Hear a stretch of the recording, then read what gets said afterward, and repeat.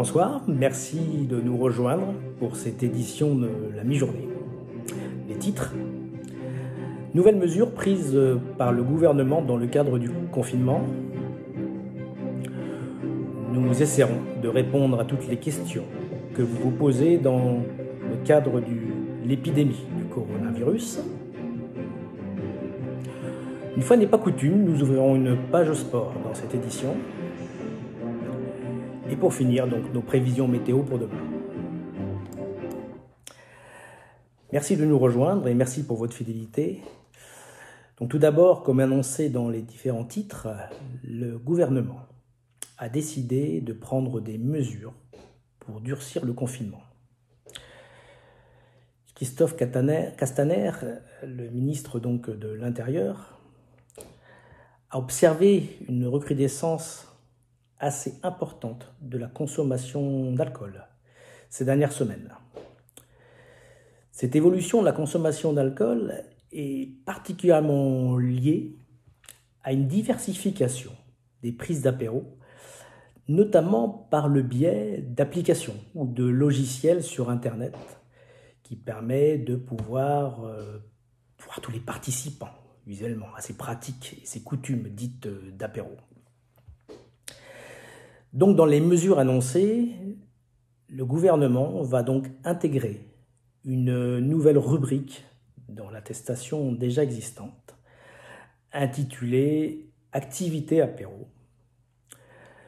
Cette activité apéro sera donc limitée à 1 heure maximum et ne pourra être pratiquée qu'avant 10 heures le matin et après 19 heures le soir. Bien évidemment, l'heure du début devra être mentionnée. Des contrôles sont prévus, les formes ne sont pas encore très bien définies, qui pourraient être sous forme de drone, de porte-à-porte ou de délation des voisins. Alors, nous allons passer aux différentes questions que se posent nos téléspectateurs sur le coronavirus. Nous avons eu aujourd'hui donc une question de Philippe de Rétauville dans la Manche, qui nous indique donc « J'ai pas compris, on nous dit qu'il ne faut pas sortir pour ne pas être contaminé, mais si on n'est pas immunisé, on ne sera pas déconfiné les premiers, et pour être immunisé, il faut avoir été contaminé. » Écoute Philippe, c'est une très bonne question, et je pense que tu as d'ailleurs tout compris. Effectivement, c'est un peu le problème de l'œuf ou de la poule est arrivé le premier. Alors Philippe, ce que je peux te conseiller, si tu as moins de 60 ans, si tu n'es pas gros, si tu n'es pas malade, et surtout si tu vis tout seul, fais ce que tu veux Philippe.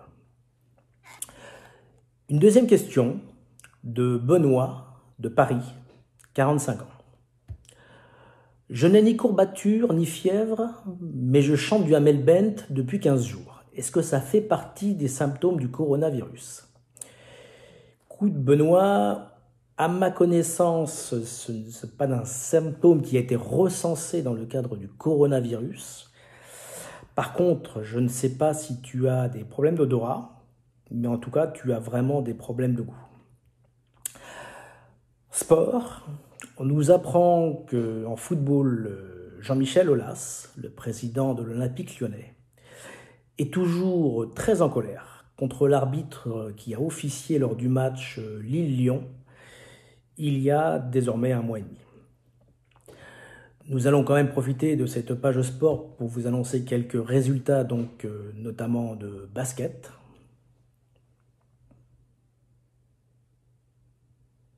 De rugby.